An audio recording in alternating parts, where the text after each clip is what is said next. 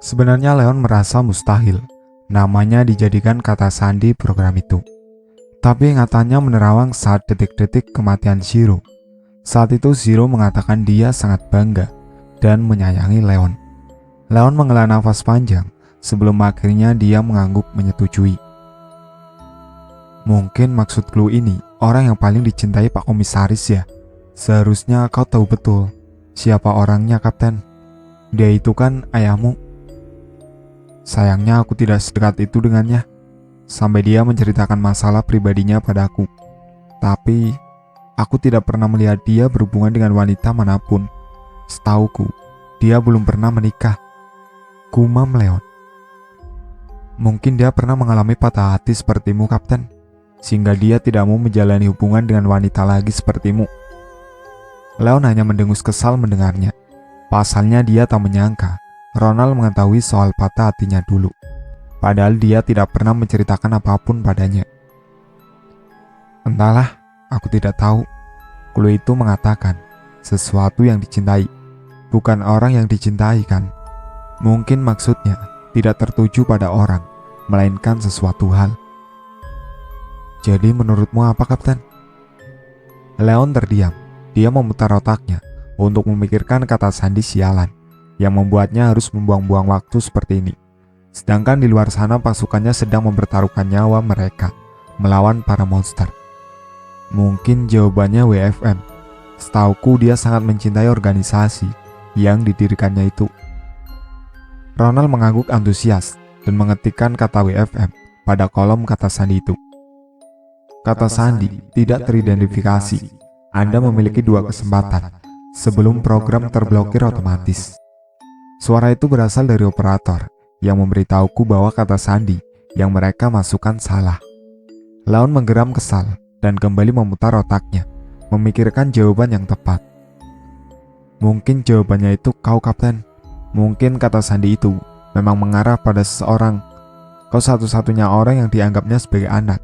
Selama ini, dia selalu perhatian padamu. Ronald mengutarakan pemikirannya.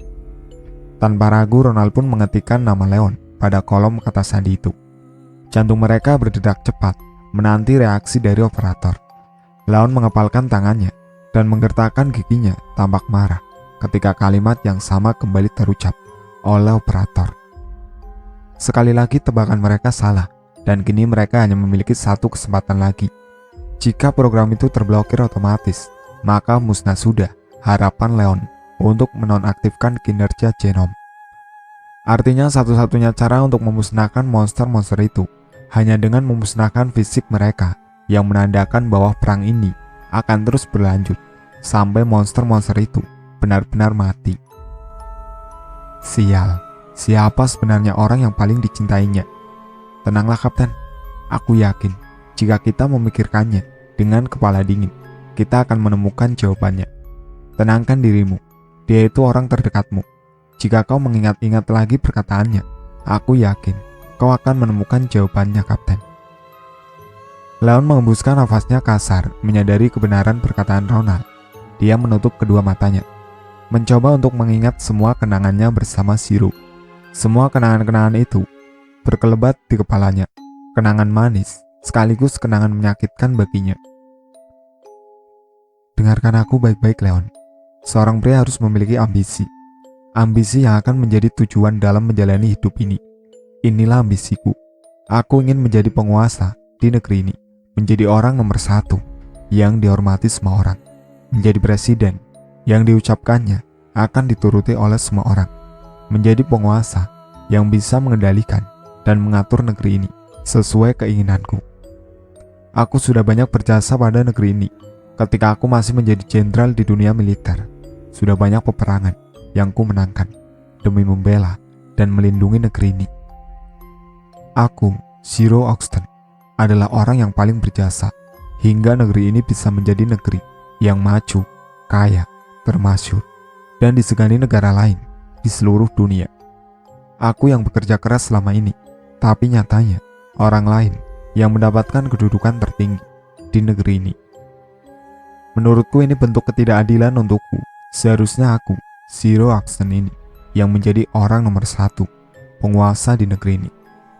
Leon terbelalak ketika kata-kata Zero itu tiba-tiba terngiang di kepalanya. Kata-kata yang diucapkannya ketika dia mengungkap semua kejahatan Zero. Menurutnya pemikiran yang saat ini terlintas di benaknya adalah sebuah pemikiran yang gila. Tetapi di saat genting seperti ini, dia harus berani bertaruh. Sepertinya kita harus bertaruh lagi, Ron. Ronald mengernyit, tak mengerti maksud perkataan Leon. Tapi dia menunggu perkataan selanjutnya yang akan dilontarkan pria itu. Zero, kurasa itulah kata kuncinya. Hah? Yang benar saja, Kapten. Cluenya itu sesuatu yang dicintai. Masa jawabannya Pak Komisaris sendiri? Aku juga merasa ini gila. Tapi pria yang memiliki ambisi gila dan mementingkan ambisinya di atas segalanya, orang yang menganggap bahwa dirinya paling pantas dihormati dan dipatuhi semua orang. Kurasa bukan sesuatu yang aneh bahwa sesuatu yang paling dicintainya adalah dirinya sendiri. Jadi kau yakin aku harus memasukkan namanya sebagai kata sandinya? Ingat, ini kesempatan terakhir kita, Kapten. Ronald meneguk salivannya. Iya, kita harus berani bertaruh. Aku yakin akan memenangkan taruhan ini. Apa kau percaya padaku, Ron? Ronald mengangguk penuh semangat. Dia memang tidak pernah meragukan kepercayaannya pada sosok Leon. Akhirnya dia mengikuti perkataan Leon. Dia memasukkan nama Zero pada kolom kata sandi itu. Dan hasilnya beralih ke lain tempat. Serbu mereka. Kita tidak boleh kalah dari mereka, teriak pria bernama Alex, memberikan semangat pada pasukannya. Mereka sedang berperang melawan beberapa Vector yang menyerang dengan membabi buta. Sudah banyak pasukan di bawah komando Alex yang gugur. Jasadnya bergeletakan di jalanan, tampak menyedihkan. Darah berceceran, dengan bau anyir menyeruak hidung. Namun sebagai pemimpin, tugasnya harus memberikan semangat pada pasukannya. Alex menjabat sebagai wakil kapten dalam pasukan inti WFM. Biasanya dia berdiri di samping Leon ketika mereka sedang menghadapi peperangan seperti ini. Tapi saat Leon tidak berada di tengah-tengahnya, hanya dirinya lah yang sanggup menggantikan Leon untuk memimpin pasukannya. Peperangan ini sudah berlangsung selama 8 jam tanpa jeda. Meski pasukan WFM telah bekerja sama dengan kepolisian dan badan militer lain, mereka masih tetap kesulitan menghadapi para monster. Pasalnya para monster itu tidak merasakan sakit, dan juga meskipun tubuhnya sudah tidak utuh lagi, tapi mereka masih tetap bergerak. Monster itu gencar menyerang mereka dengan cepat, yang membuat mereka kesulitan untuk menembak ke arah genom di pundaknya. Mereka sudah menggunakan granat untuk menghancurkan para monster, tapi tak sepenuhnya berhasil menghabisi mereka, karena nyatanya jumlah mereka tak ada habisnya. Kesulitan terberat adalah ketika mereka harus melawan serigala zombie yang buas dan liar. Peperangan itu terjadi di berbagai kota, meski sudah banyak Vector dan serigala zombie yang berhasil mereka musnahkan. Tapi peperangan itu belum menunjukkan tanda akan segera berakhir. Para monster seolah memiliki senjata yang sudah dipersiapkan dengan matang sebelumnya, sehingga senjata itu tak ada habisnya. Mengingat bahwa komisaris WFM yang merencanakan kekacauan ini memang sesuatu yang wajar, karena Zero Oxton memang terkenal dengan ketelitian dan kecerdasannya dalam membuat strategi perang. Maju, kita tidak boleh kalah dari mereka, teriak Alex. Semua pasukannya dan yang lainnya menyaut penuh semangat. Semua pasukan badan militer dan kepolisian bersatu, maju tak gentar menuju para monster yang berlarian ke arah mereka. Yang ada di benak mereka adalah keinginan untuk menyelamatkan negara mereka dari kehancuran. Mereka bahkan tak segan lagi, meski harus mempertaruhkan nyawanya. Mereka terus menembakkan senjata mereka dengan bertubi-tubi ke arah para monster. Bahkan banyak granat yang sudah mereka lemparkan ke arah para monster. Namun, gerakan mereka terhenti ketika gelagat aneh terjadi di antara para monster. Tiba-tiba saja, mereka yang sejak tadi berlarian dengan cepat, kini diam membatu, bagaikan patung, atau lebih tepatnya, bagaikan robot yang kehilangan energinya. Apa yang terjadi pada mereka? Alex tentu mendengar dengan jelas lontaran pertanyaan dari beberapa pasukannya, yang terlihat bingung sekaligus heran. Awalnya dia juga heran, namun akhirnya dia mengerti apa yang sedang terjadi pada para monster itu. Akhirnya, peperangan ini berhasil.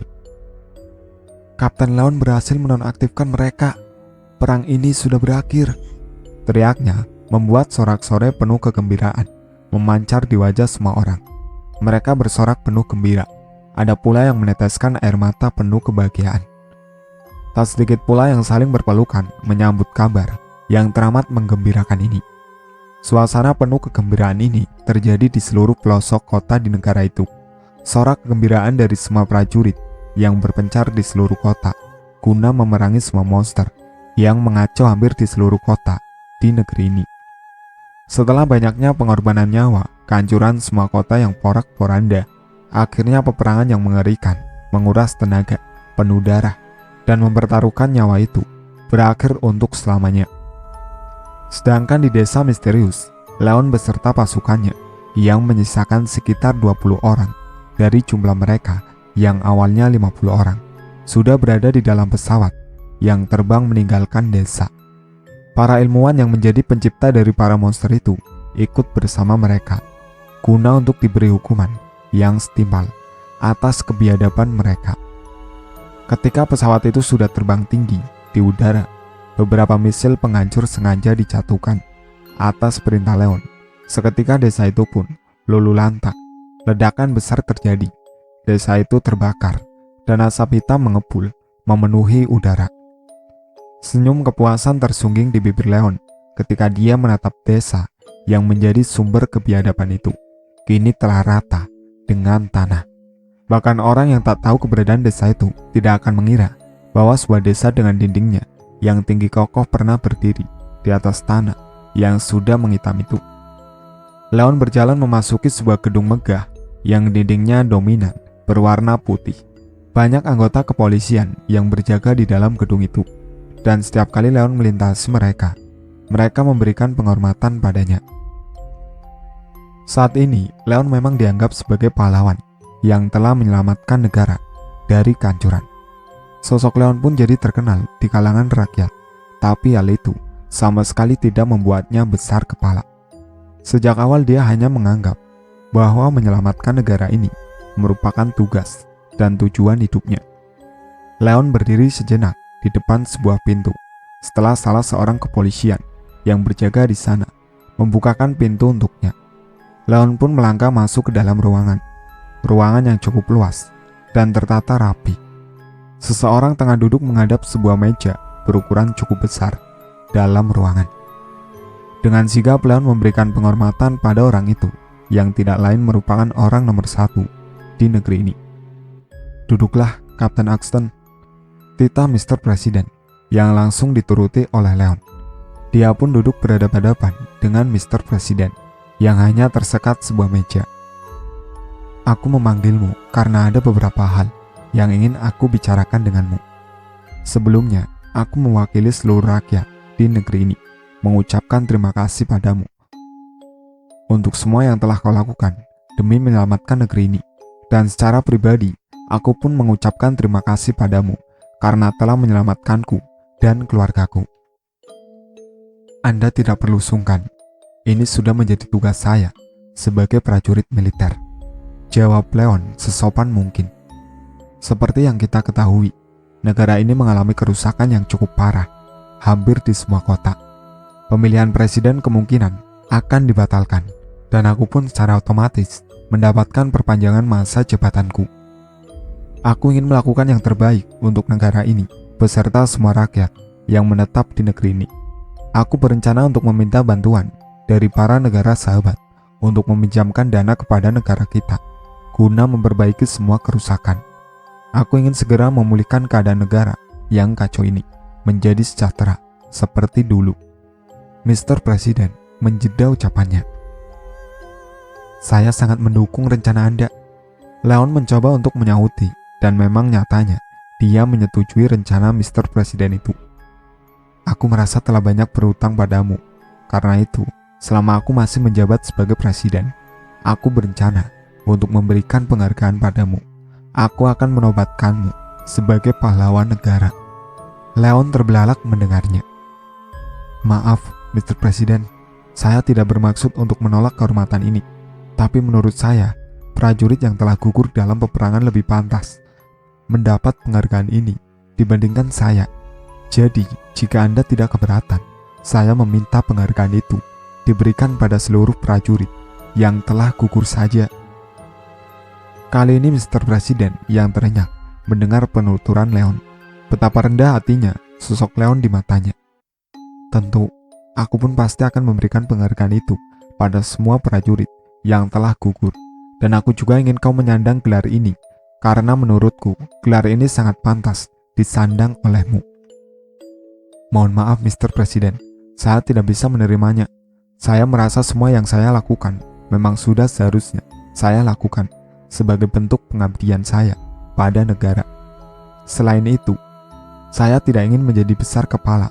Karena gelar itu, saya tidak ingin menjadi seperti Zero Oxton yang besar kepala karena dulu dianggap sebagai pahlawan negara. Sekali lagi, Mr. Presiden terenyak. Namun kali ini dia manggut-manggut mengerti dan memutuskan untuk mengabulkan permintaan Leon. Baiklah, jika itu permintaanmu, aku tidak akan memaksa. Selain masalah ini, aku juga ingin membicarakan tentang WFM. Kalian sudah diakui banyak negara di dunia ini sebagai badan militer terelit, dan secara pribadi, aku pun mengakui itu. Aku berencana untuk menjadikan WFM sebagai badan militer milik negara, bukan lagi badan militer milik perorangan. Bagaimana menurutmu? Meskipun dengan kekuasaan sebagai presiden, hal ini bisa diwujudkan dengan mudah. Tapi aku merasa harus menanyakan pendapatmu dulu, karena walau bagaimanapun, WFM adalah badan militer yang didirikan oleh orang yang sudah seperti ayah bagimu. Setelah kematiannya, menurutku, kaulah orang yang paling pantas menggantikan kedudukannya di dalam WFM. Leon tersenyum tipis mendengarnya, sebelum akhirnya dia kembali mengutarakan pendapatnya. Saya sangat setuju jika WFM dijadikan badan militer negara, seperti kepolisian. Tapi untuk masalah saya menggantikan kedudukan Pak Komisaris, mohon maaf, saya harus menolaknya lagi. Lebih baik jika WFM mendapatkan pengawasan Anda langsung. Anda yang mengontrol dan membinanya, sehingga tidak akan ada lagi perselisihan maupun perbuatan kekuasaan di dalam WFM. Apa kau yakin dengan keputusanmu ini, Kapten Oxton? Bagaimanapun, semua anggota WFM sudah berada di bawah kendalimu. Leon menggelengkan kepalanya, menepis anggapan Mr. Presiden yang keliru tentangnya.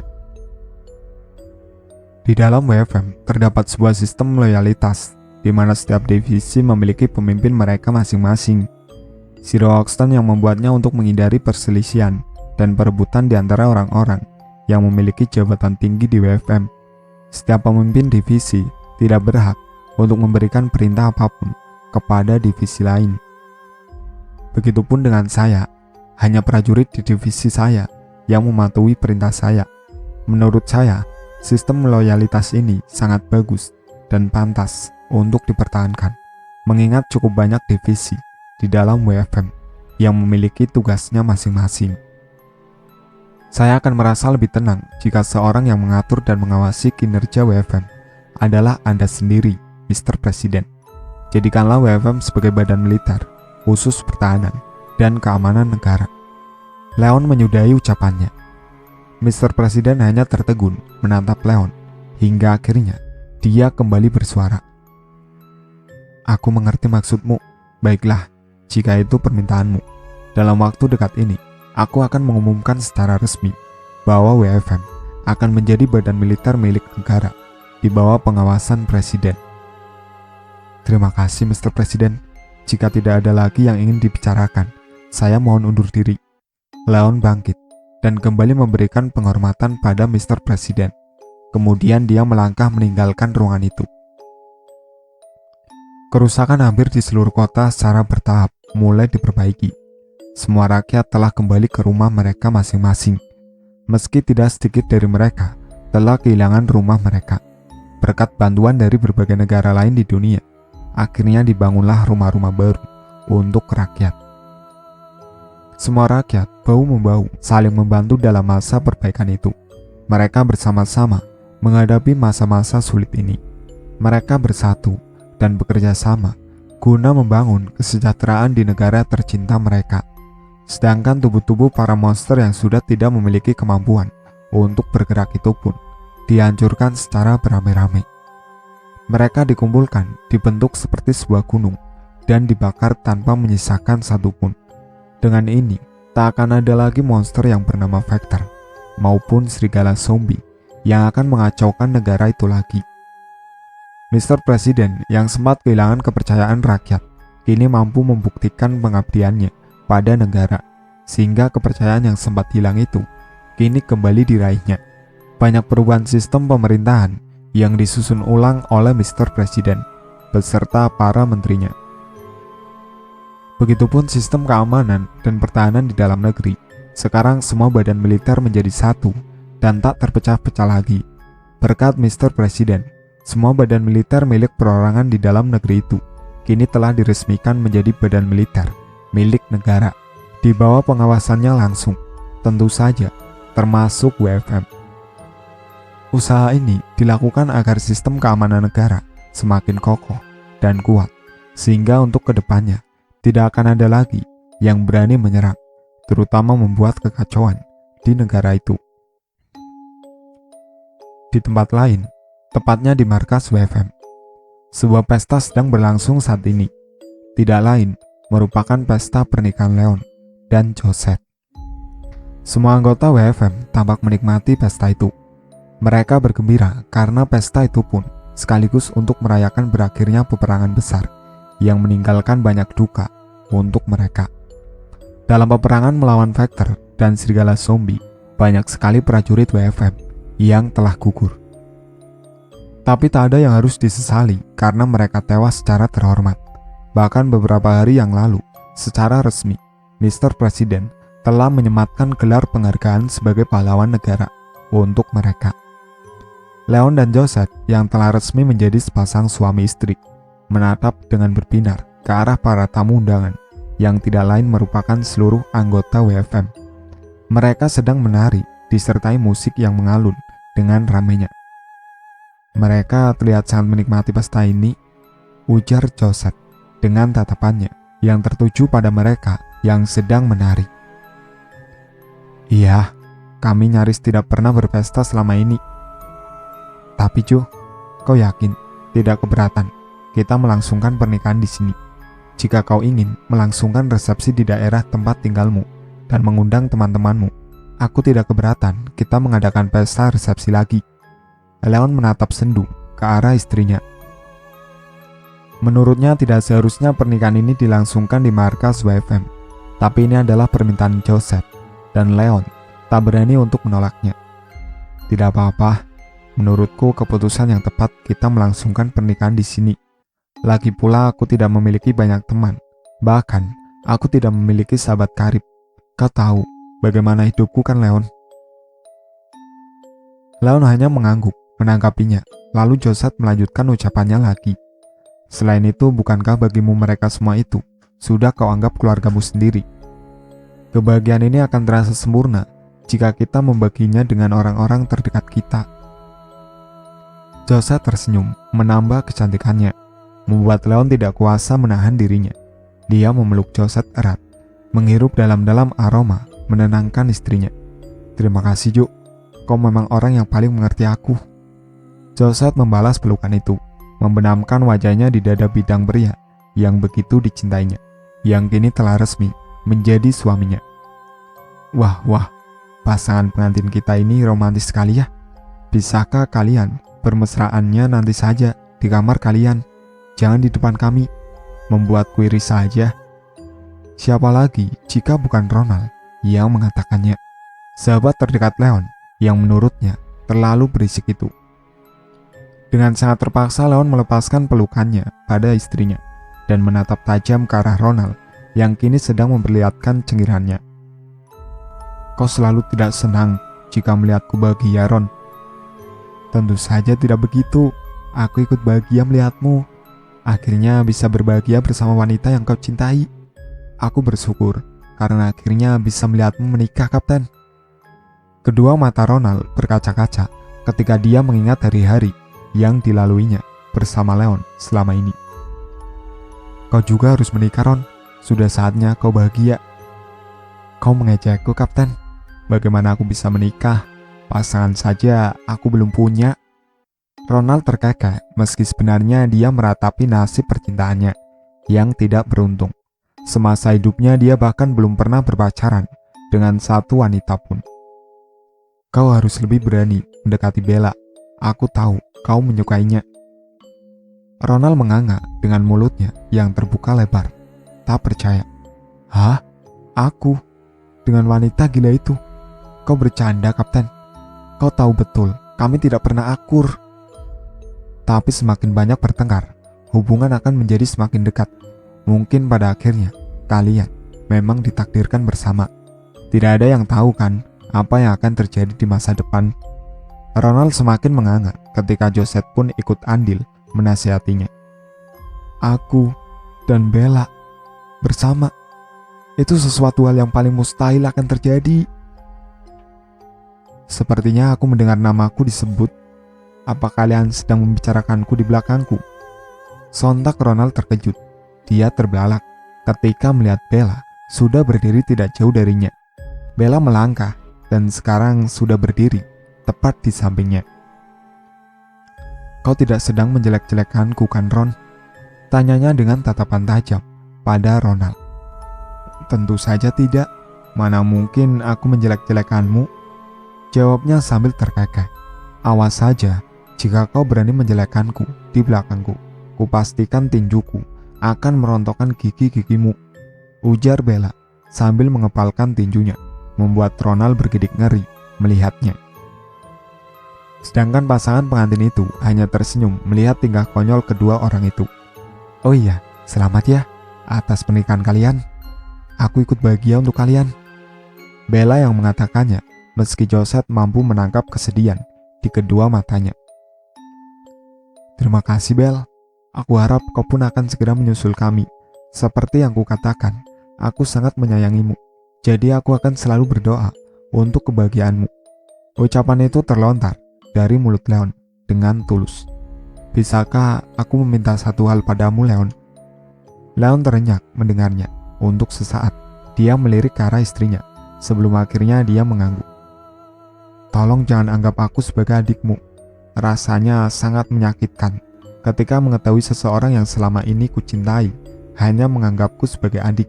Aku ingin kau menganggapku sebagai sahabatmu saja. Menurutku itu lebih baik. Sekali lagi Leon membelalak kaget. Dia tertegun sejenak. Dan beberapa detik kemudian dia mengangguk diiringi senyumannya yang sangat jarang sekali diperlihatkan pada orang lain selama ini. Tentu kau dan Ronald, kalian berdua adalah sahabat baikku. Bella mengaburkan dirinya dalam pelukan Leon dan tentu saja dibalas olehnya. Lalu pelukan itu digantikan oleh Ronald yang juga mengaburkan dirinya dalam pelukan Leon. Air mata kini benar-benar tumpah dari kedua mata Ronald.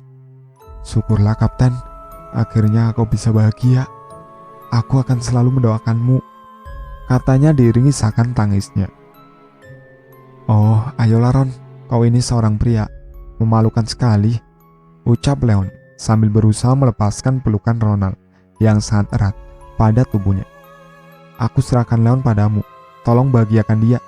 Atensi Leon teralihkan pada ucapan Bella yang dia tunjukkan pada Josette. Tentu saja kami akan bahagia karena kami bisa bersama berkat pengorbananmu. Terima kasih ya, karena kau sudah berbesar hati mau menyerahkan Leon padaku. Aku tidak akan pernah melupakanmu seumur hidupku, dan aku sangat berharap kita berdua bisa bersahabat suatu hari nanti. Tentu Josette mengucapkannya dengan tulus. Bella pun merasakannya. Dia mengaburkan dirinya dalam pelukan Josette. Iya, tentu kita bersahabat. Bukankah wanita itu sangat mudah bersahabat? Ujarnya yang seketika dibalas dengan anggukan penuh semangat oleh Josette. Silva menatap penuh haru ke arah orang tuanya yang sedang memperlihatkan sebuah ikatan kuat dengan kedua sahabat mereka. Melihatnya membuat Silva teringat pada Mark dan Paul. Dia pun pernah memiliki dua sahabat baik, bahkan salah satunya adalah pria yang dicintainya tanpa dia sadari selama ini. Bukan hanya kedua sahabatnya yang memenuhi pikirannya saat ini, namun sosok saudara kembarnya pun ikut terbayang di benaknya. Akhirnya ibu bisa bahagia. Kita juga memiliki ayah sekarang. Kau juga pasti ikut bahagia kan melihatnya dari atas sana, Sil? Gumamnya pelan. Silva menghampiri orang tuanya yang sedang berduaan karena Bella dan Ronald sudah kembali bergabung dengan rekan mereka. Selamat ya Bu, atas pernikahan kalian. Ucapnya begitu sudah berdiri di depan Josette. Josette memeluknya membuat Silva terenyak. Terima kasih sayang, kau juga bahagia kan? Silva melepaskan pelukan ibunya dan mengangguk, disertai senyuman manisnya. Tatapannya kini beralih pada sosok Leon. Tentu saja aku bahagia, terutama karena aku memiliki ayah yang sangat keren. Berjanjilah, ayah akan membahagiakan ibu. Kali ini Leon yang terenyak untuk pertama kalinya. Ada seseorang yang memanggilnya ayah, dan jujur saja, mendengarnya membuat Leon merasakan perasaan bahagia di dalam hatinya. Tanpa ragu, Leon memeluk Silva yang saat ini telah resmi menjadi putrinya. Tentu saja, ayah akan berusaha untuk membahagiakan kalian berdua. Silva melepaskan pelukan Leon dan menatap tak suka padanya, membuat Leon mengernyit heran. Dia berpikir, mungkin dia mengatakan sesuatu yang salah pada putrinya itu. Bukan hanya kami berdua ayah, tapi kau pun harus membahagiakan adik-adikku nanti. Kalian berdua harus memberikanku adik yang banyak nanti. Sontak perkataan Silva itu sukses membuat Leon dan Josette merona. Wajah mereka merah sekali, bagaikan kepiting rebus, membuat Silva terkekeh geli melihatnya. Sebuah ide nakal pun terlintas di benak Silva. Silva mengambil sebuah mic dan dengan suara yang keras mengatakan sesuatu yang kesekian kalinya telah berhasil membuat pasangan pengantin itu merona. Mohon perhatiannya, hadirin sekalian. Kita akan meminta pasangan pengantin kita ini untuk membuktikan cinta mereka dengan ciuman. Kalian setuju? Teriak Silva yang ditanggapi semua orang dengan bersorak riang. Iya, itu benar. Buktikan cinta kalian dengan berciuman. Semua orang bersahutan meneriakkan kata cium, membuat pasangan pengantin salah tingkah, diiringi semburat merah menghiasi wajah rupawan mereka. Apa boleh buat? Gumam Leon dan menghela nafas panjang sesaat. Dia menarik tubuh Josette hingga menempel pada tubuhnya, lalu dia dekatkan bibirnya tepat di telinga istrinya itu. Salahkan putrimu karena dia yang menyebabkan kekacauan ini, bisiknya pelan. Dia juga putrimu sekarang. Josette balas berbisik. Iya, aku akan memarahinya nanti, kata terakhir Leon sebelum akhirnya dia menempelkan bibirnya di bibir ranum Josette. Mereka memejamkan mata untuk lebih menikmati sensasi kehangatan dalam ciuman itu. Suara tepuk tangan dan siulan bergemuruh di dalam ruangan yang cukup luas itu. Cukup lama mereka berciuman hingga mereka membutuhkan pasokan udara, membuat mereka akhirnya memisahkan bibir mereka dengan terpaksa. Leon menatap sosok istrinya yang terlihat sangat menawan hari ini. Balutan gaun berwarna putih yang cukup panjang hingga menyapu lantai menambah keanggunannya. Meski gaun itu sederhana dan tak memiliki banyak hiasan, namun sukses membuat Josette menjadi wanita tercantik di tempat itu hari ini. Setidaknya itulah yang dilihat Josette. Hal serupa dilakukan Josette. Dia menatap intens sosok pria yang telah resmi menjadi suaminya kini. Tuxedo putih senada dengan warna gaunnya membuat penampilan pria itu terlihat semakin gagah. Rambut panjangnya yang biasanya dia ikat kini dipotong rapi sehingga menambah ketampanan pada wajahnya yang memang sudah rupawan. Mereka tersenyum bersamaan untuk menyiratkan kebahagiaan yang dirasakan mereka. Sebuah kebahagiaan yang akhirnya bisa mereka dapatkan setelah banyak penderitaan, pengorbanan, dan air mata dalam proses perjalanannya. Ketika sore tiba, pesta pernikahan pun berakhir. Wajah penuh kebahagiaan dari semua orang kini tergantikan oleh tatapan penuh kesedihan. Pasalnya mereka akan berpisah dengan sosok pemimpin luar biasa di mata mereka yang tidak lain adalah Leon. Iya, Leon memutuskan untuk meninggalkan WFM dan memilih untuk menjalani kehidupan normal di luar sana bersama keluarga kecilnya. Leon mengembuskan nafasnya malas ketika dia harus dihadapkan dengan raut wajah penuh kesedihan di wajah semua orang yang sedang berbaris rapi di depannya. "Kapten, kau yakin akan pergi meninggalkan kami? Kau tidak ingin memikirkannya sekali lagi?" Ronald yang berucap. Dia sedang berdiri, tepat di hadapan Leon. "Iya, aku tetap akan pergi. Sudah saatnya aku menjalani kehidupan normal yang selama ini selalu aku impikan. Lagi pula kalian semua sudah mandiri meski tanpa ada aku di tengah-tengah kalian. Mr. Presiden juga sudah memastikan kalian ada di bawah kepemimpinannya. Aku percaya Mr. Presiden pasti akan membimbing WFM dengan benar." Ronald akhirnya mengangguk, tampak pasrah menerima keputusan Leon. Sekali lagi Leon menatap ke arah seluruh anggota WFM yang sedang berkumpul untuk melepas kepergiannya. Dia merasa harus menyampaikan kata-kata terakhirnya pada mereka. Dengan menggunakan sebuah mic, dia pun mulai berucap. "Aku pergi bukan berarti ini adalah perpisahan kita. Kalian semua sudah kuanggap sebagai keluargaku sendiri. Sudah banyak peperangan yang kita hadapi bersama, dan pengalaman itu tidak akan pernah aku lupakan seumur hidupku. Selama ini, kalian selalu membuatku bangga. Kalian selalu berjuang tanpa pantang menyerah bersamaku. Kalian mempercayaiku, dan aku sangat berterima kasih untuk itu. Aku yakin kalian sudah sangat mandiri sekarang. Tanpa keberadaanku, kalian akan tetap menjadi prajurit yang hebat. Dimanapun kita berada, meski jarak dan waktu yang memisahkan kita, tapi ikatan kita sebagai seorang prajurit akan tetap terjalin dan tidak akan pernah putus oleh apapun. Tetap buktikan hidup kalian untuk keamanan dan perdamaian negeri ini." Leon berteriak di akhir pidatonya, membuat suasana menjadi bergemuruh karena semua orang meneriakkan semangat mereka. Lalu sesuatu yang mengharukan terjadi setelah itu. Semua orang memposisikan tangan mereka, memberikan penghormatan pada Leon, tanpa dikomandoi oleh siapapun, membuat Leon terbelalak melihatnya. Dia pun membalas, memposisikan tangannya, memberikan penghormatan.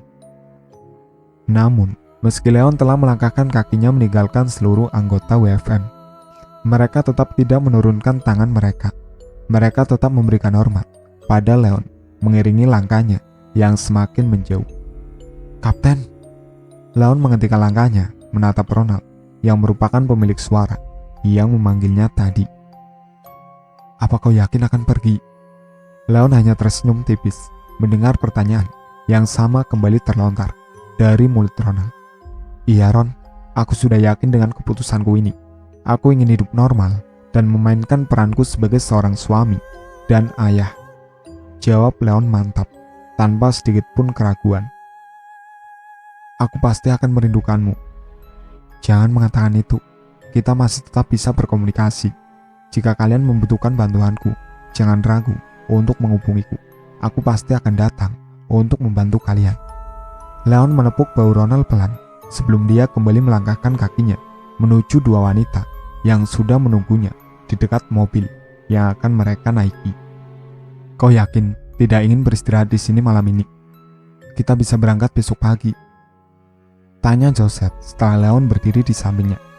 "Tidak apa-apa, aku ingin secepatnya mengajak kalian tinggal di rumah baru kita. Rumahnya tidak terlalu besar, tapi menurutku cukup nyaman. Aku sudah lama membeli rumah itu, tapi belum pernah aku tinggali. Rumah itu juga ada di sebuah desa yang masih sangat asri. Aku berencana untuk membuka kebun, ladang, dan bertani di sana. Tidak apa-apa kan kalian pindah ke desa seperti itu, padahal kalian sudah terbiasa tinggal di kota."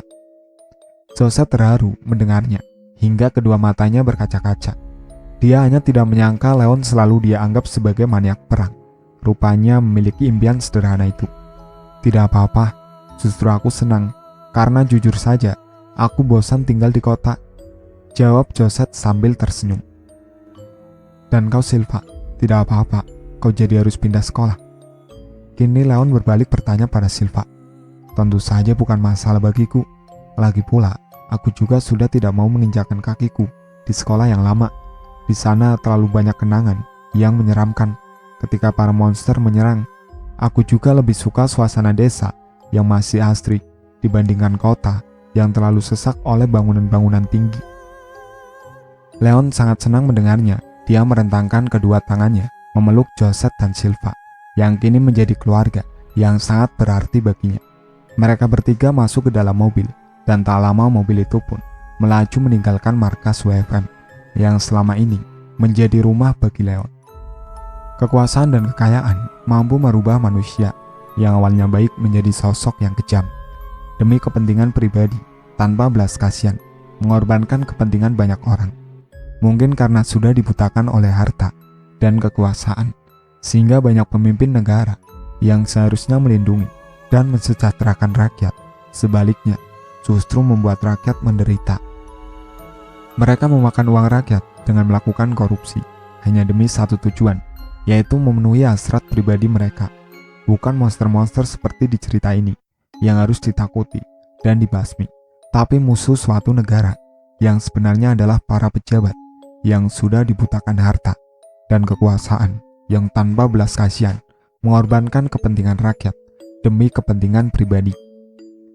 Semoga masih ada orang yang seperti Leon, seseorang yang rela melepaskan kekuasaan dan kemewahan demi menjalani kehidupan sederhana, karena kebahagiaan yang sesungguhnya adalah suatu kesederhanaan yang di dalamnya mengandung banyak cinta dan kasih sayang. Dan semoga saja untuk para pembaca atau penyimak yang telah membaca cerita ini dari awal sampai akhir bisa mengambil pelajaran yang positif di dalamnya. Meskipun cerita ini hanya fiksi belaka, namun orang-orang serakah akan kekuasaan pasti ada di dunia nyata. Contohnya yang sudah terjadi di negara kita, Indonesia. Pandemi virus corona yang telah menyerang seluruh dunia termasuk Indonesia, ditambah para pemerintah negara kita memanfaatkan situasi ini dengan mengeluarkan RUU yang mana bukan bisa mensejahterakan rakyat, malah membuat rakyat menderita. Saya juga berterima kasih pada para penyimak cerita ini. Terima kasih sudah mendukung cerita ini sampai akhir. Semoga kalian sehat terus ya. Sekian dari saya. Wassalamualaikum warahmatullahi wabarakatuh.